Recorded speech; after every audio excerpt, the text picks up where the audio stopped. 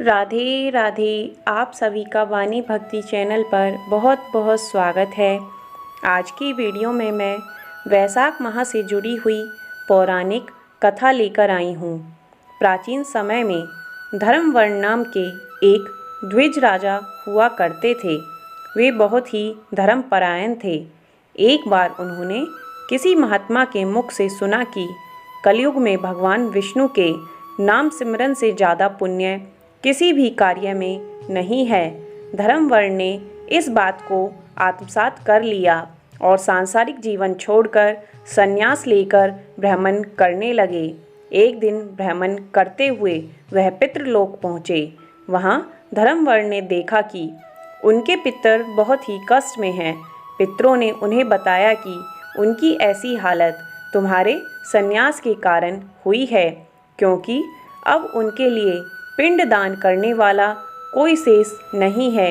यदि तुम वापस जाकर गृहस्थ जीवन की शुरुआत करो, संतान उत्पन्न करो, तो हमें राहत मिल सकती है। साथ ही वैशाख अमावस्या के दिन विधि विधान से पिंड दान करो।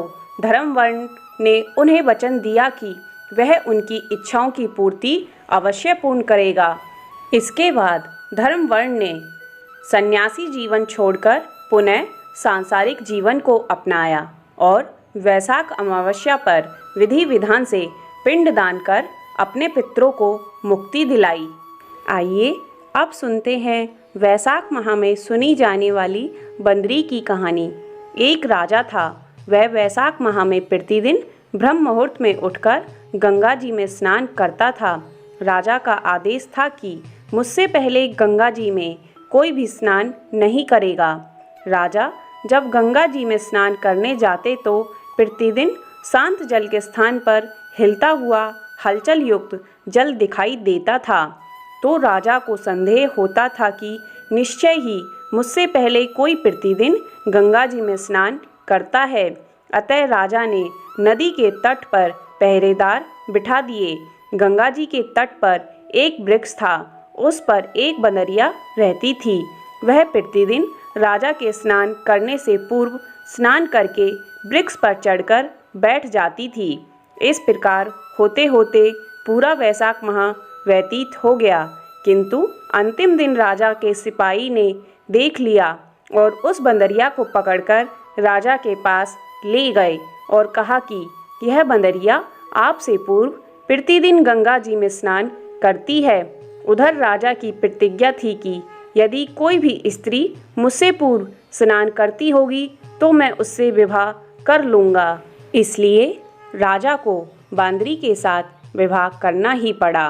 वैशाख स्नान के पुण्य से बंदरी के गर्भ ठहर गया और 9 माह पूर्ण होने पर बंदरी ने राजा से पूछा कि शिशु जन्म के समय मुझे क्या करना चाहिए। तब राजा ने महल में एक घंटी लगवा दी और बंदरी से कहा कि जब तुम्हें दर्द हो तो उसे बजा देना, मैं संपूर्ण प्रबंध कर दूंगा। राजा की अन्य रानियां भी थीं। उनकी कोई संतान नहीं थी। बंदरी को गर्भ है यह समाचार जानकर अन्य रानियां मन ही मन बंदरी से ईर्ष्या करने लगीं और भावी संतान का नाश करने हेतु विभिन्न योजनाएं बनाने लगी। घंटी को लगी देखकर एक रानी ने बंदरी से इसका कारण पूछा। बंदरी ने संपूर्ण वृत्तांत बता दिया। रानी ने बहकाया कि एक बार घंटी बजा कर तो देख ले कि राजा आते हैं या नहीं।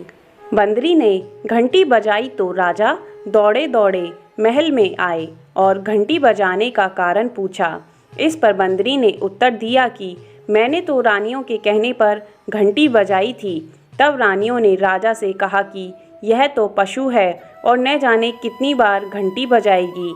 इस प्रकार कहकर उन्होंने घंटी को हटवा दिया। कुछ दिनों बाद बंदरी के शिशु जन्म का समय आया तो उसने अन्य रानियों से पूछा कि मैं क्या करूं। तब रानी ने कहा, तुम आंखों पर पट्टी बांधकर सो जाओ। बंदरी के वैशाख माह के स्नान से पुण्य प्रताप के रूप में एक सुंदर पुत्र हुआ। शिशु के जन्म होते ही उसके रोने से पूर्व ही रानियों ने उसको एक टोकरी में रखकर दासी को दे दिया और आदेश दिया कि इसे नदी में बहाकर आओ और उस बच्चे के स्थान पर एक पत्थर रख दिया।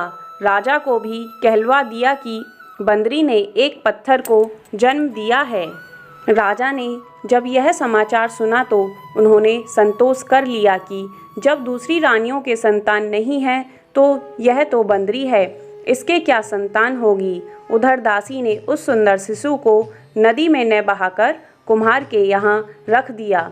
दूसरे दिन कुम्हार कुम्हारिन खांडव में आए तो उन्हें वहाँ एक सुंदर बालक रोते हुए दिखा। कुम्हार कुम्हारिन भी निसंतान थे। उन्होंने उस शिशु को अपने लिए भेजी गई भगवान की भेंट माना और बड़े प्रेम से उसका पालन करने लगे। कुछ बड़ा होने पर बालक को यह ज्ञात हुआ कि वह रानी बंदरी का पुत्र है, जिसको रानियों ने मरवाना चाहा था।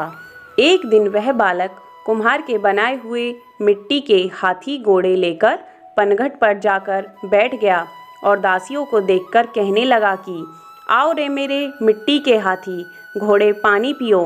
तब दासियों ने यह बात सुनी तो वह हंसने लगीं और बोली, अरे मूर्ख, कभी मिट्टी के हाथी घोड़े भी पानी पीते हैं क्या।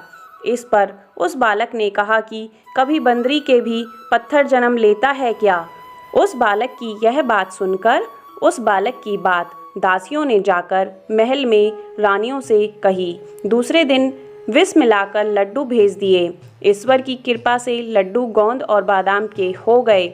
उन लड्डू को खाने से उस बालक की मृत्यु नहीं हुई। यह समाचार दासी ने रानी को कहा और रानी ने राजा से कहकर कुम्हार को देश निकाला दे दिया। कुम्हार वन में रहने लगा। उसके तत्पश्चात अगले वर्ष चैत्र माह में माता गणगौर के पूजन का दिन आया तो वह बंदरी का पुत्र 108 करवे और 108 गोली लेकर तथा घड़े में पानी भरकर बगीचे के बाहर बैठ गया। उधर राजा की और साहूकार की पुत्रियां गणगौर बनाने के लिए मिट्टी लेने के लिए आईं तथा बगीचे में खेलने और झूलने लगी।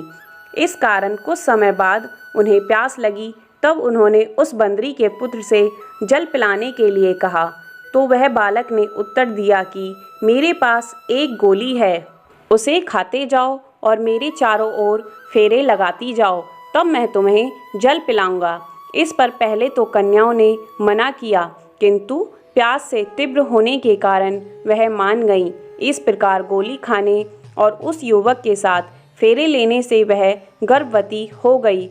बाद में जब उनके माता पिता को यह ज्ञात हुआ तो वह सभी कुम्हार के पास आईं और संपूर्ण वृत्तांत सुनाया तथा कहा कि तेरे पुत्र ने हमारी कन्याओं से विवाह किया है, अब तुम्हें इन्हें अपने पास ही रखना होगा।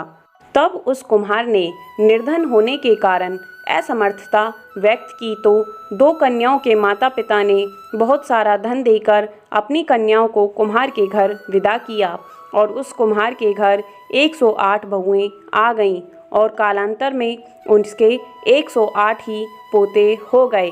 कुम्हार ने समस्त नगरी को भोजन हेतु निमंत्रण दिया और राजा को भी बुलावा दिया। राजा के यहाँ से रानी बंदरी के अतिरिक्त सब भोजन हेतु पधारे।